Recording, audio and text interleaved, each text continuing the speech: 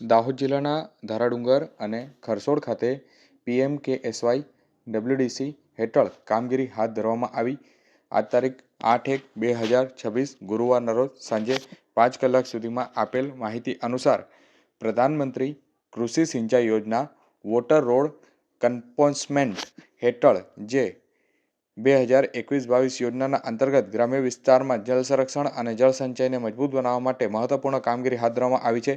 આ યોજનાના ભાગરૂપે ધારાડુંગર ગામે નવા પોન્ડ્સના રિનોવેશન કામગીરી હાથ ધરાઈ. પોન્ડ્સના નવીનીકરણથી વરસાદી પાણીનો સંગ્રહ વધશે તેમજ પશુપાલન અને ખેતી માટે પાણી ઉપલબ્ધતા સુવિધા વધશે.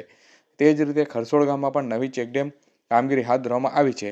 ચેકડેમ બનવાથી ભૂગર્ભ જળસ્તર ઊંચું આવશે, ખેતરોમાં સિંચાઈ માટેનું વધુ પાણી મળશે અને ગ્રામ્ય વિસ્તારોમાં પાણીની તંગી ઘટાડવામાં મદદ મળશે. જોકે પ્રધાનમંત્રી કૃષિ સિંચાઈ યોજના વોટર રોડ કમ્પોસ્ટમેન્ટ 2.0 2021-22 યોજના અંતર્ગત હાથ ધરાતી આવી જળસંચય કામગીરીની ગામડાના ખેડૂતો અને સ્થાનિક નાગરિકોને લાંબા ગાળે ફાયદો થવાની આશા વ્યક્ત કરવામાં આવી છે.